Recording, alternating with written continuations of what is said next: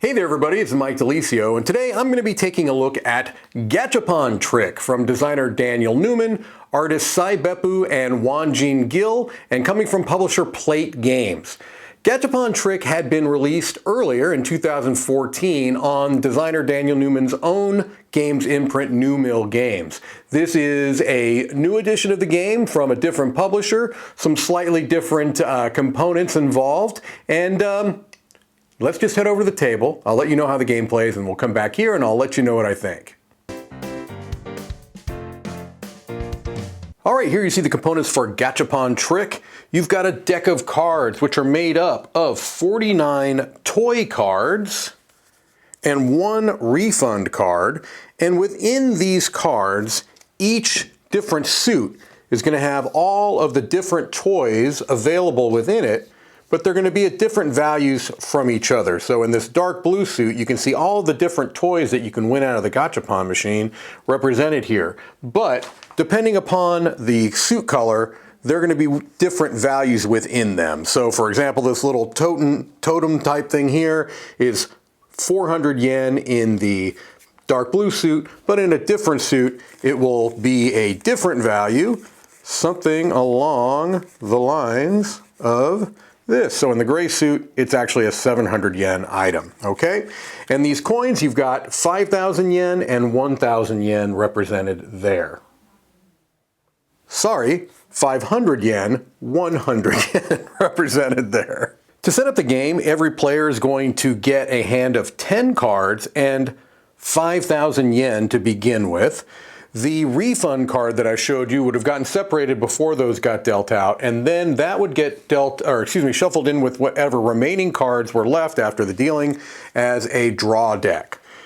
Random first player is chosen, and they're going to play out the first card. So this is a trick-taking game. It is generally must follow, but there are a little bit of exceptions to that, which I'll show you here in a moment. So 8s are the high card of each value, and so, you know, if this player wanted to go out pretty strongly, maybe they would just go ahead and play out this light blue 8. All right, next player would have to follow suit if they can. So looking at their cards, they have those light blue cards, so they have to play one of them. They're going to choose to play a high value card, and I'll show you why they might do that here in a moment. All right, then it would go to the next player. They have to follow suit if they can. Looking at their cards, it looks like, they actually do not have a card of that color, so they can play any card they like. So let's say that they decide they're going to play this card out. And finally, this fourth player has an option now, because they don't have to follow this suit necessarily, because another suit has been played in. So now they have to follow one of those two suits if they can. So light blue or purple, what do you know? They don't have a light blue and they don't have a purple, so they can play any card they like. However, the winner of the trick is going to be the one who has the highest card in the most played suit. So blue is going to be the most played suit since they don't have any, so that they decide they may want to do is put out a high valued card as well. And again, I'll show you why they would want to do this. Okay, so that would be the end of the trick. Everyone has played a card into it. The winner, as I said, is the card that is the highest value in the most played suit. So that would be this first player here. Now, once the trick winner has been established, it's going to go to kind of this set collection aspect of the game. The winning player has to purchase at least one of the cards that have been played into the trick at its cost. Okay, so that's why some of the other players may have played high valued cards, because they know they want to make this player pay a lot if they want to buy more of these cards. When you buy cards, you have the option to buy all of the cards if you want to.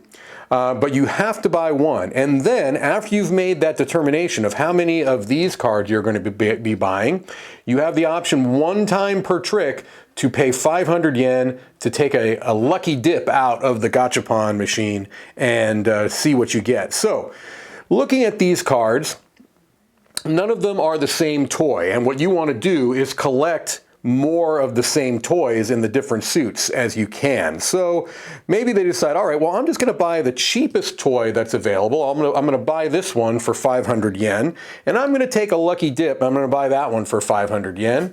They look it over, and it is this toy. Now, had they known that, maybe they'd have bought that instead, but they didn't know that. So these are the two cards that they have. They would be keeping these in a tableau in front of themselves, face up for everyone to see, and keeping like toys together.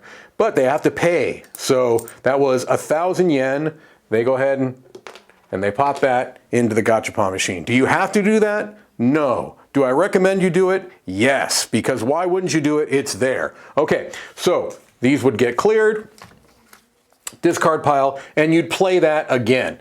You're going to continue to do this until, depending upon player count, you're either playing through 10 tricks, like in a 4-player game, or 12 tricks in a 3-player game. There are some 2-player rules that kind of change things up, but I'm not going to go into that here. But you're going to continue to do that. At the end of the round, what you're going to do is calculate the score, okay? And the score that you're going to get is based upon the number of each of these toys that you've collected, and it's basically going to be squared scoring. So let's say that we had something like this, and we had something like this, and maybe they'd gotten another one of those somewhere like this, and maybe they had gotten a third one of those like this, and maybe they had one of these over here. All right. So let's say that at the end of the round, this was a player's tableau, and they had maybe paid out and had this amount of money left, okay? What you're gonna do is look at the numbers here. So you have 3 of this toy, 3 times 3 is 9, so that would be 9. 2 times 2 is 4, so that would be 13, and 1 is 14. And then additionally, you're going to get 1 point per 200 yen of money.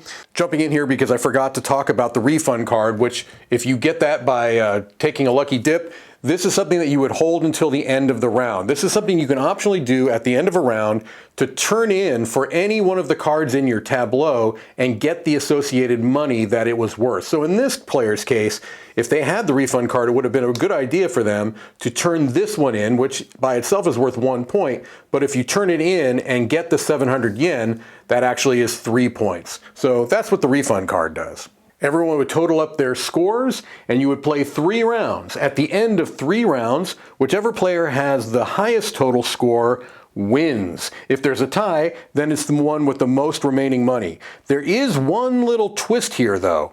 If a player did not win any tricks and kept all of their money, they're going to get 5 bonus points in addition to the 1 point per 200 yen left of money. So you can get a significant score by not taking any tricks as well, although that's a little tricky to do, I've found. All right, that is Gachapon Trick. Let's head back up and I'll let you know what I think.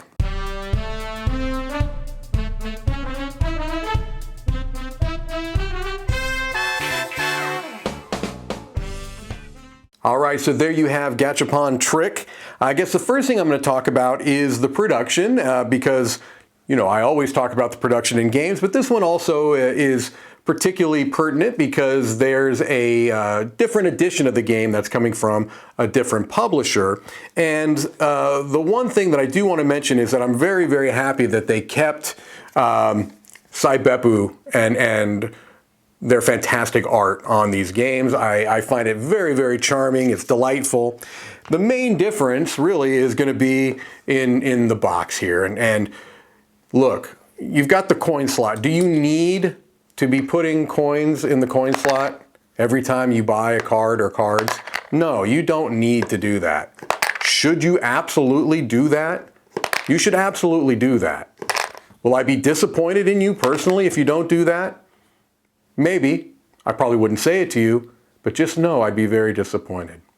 Anyway, no, it's a delightful production, and there's an undeniable fun factor because you've already got this terrific theme of the Gachapon machines, and putting your money in, and look, it's really a great theme that is very well implemented in the actual gameplay itself too, which is independent of which edition you're playing of the game. But yeah, a very nice production. But let's talk about the gameplay. So a trick-taking game that is must follow with a twist, meaning that once, if you have a card of the lead suit and you're the next player, you have to follow that if you can. If you can't follow it, you can play whatever you want, and then subsequent players can follow any of the suits that have been established so far that trick.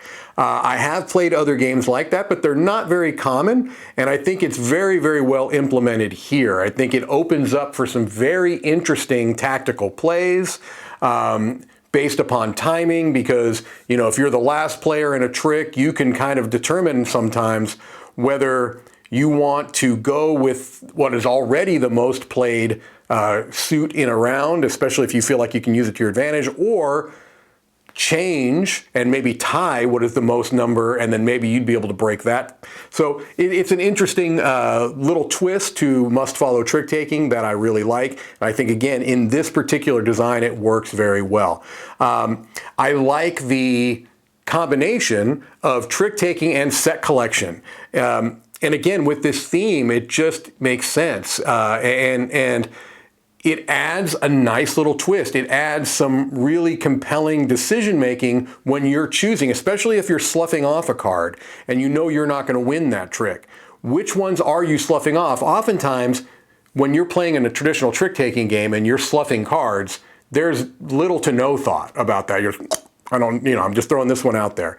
But here you have to look at what other people are collecting and what might they be able to buy, and do I want to put out a card that's going to be juicy for another player, and sometimes you don't have an option, but sometimes you do, and so I like that decision point. So I like the set collection, how it's implemented. I like that it's a very simple scoring system that you can easily see around the table and get a sense for how people are doing. And then on top of that, you add one of my favorite mechanisms in games, push your luck, right? And again, for this theme, it's great because, you know, there is push your luck when you buy out of a Gachapon machine most cases. And so being able to have that one time per trick option of buying that card, I love it. I love it. So, if it sounds like I'm being exceedingly positive, it's because I am exceedingly positive about this game.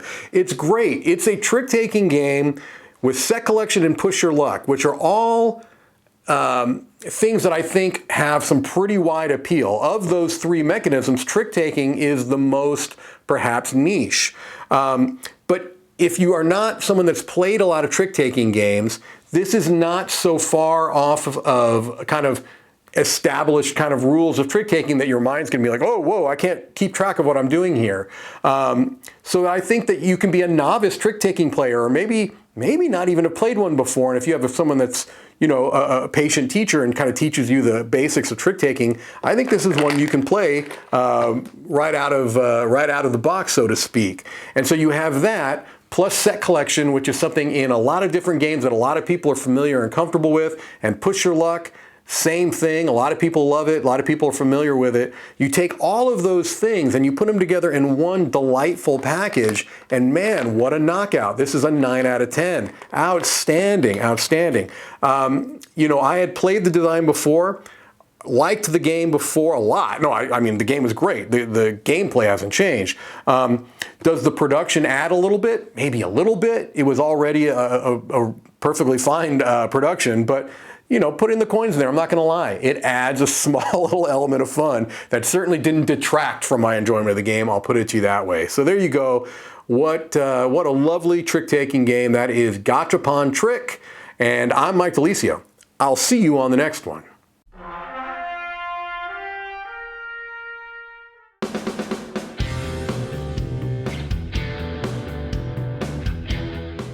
Hey everybody, thanks for watching this video. If you like this review or whatever you just watched, wasn't it amazing? Check out our channel, Dice Tower. We have all kinds of things. We review games, we do top 10s, we play games live. It's all about board games, but especially the people who play them. Check out Dice Tower YouTube channel.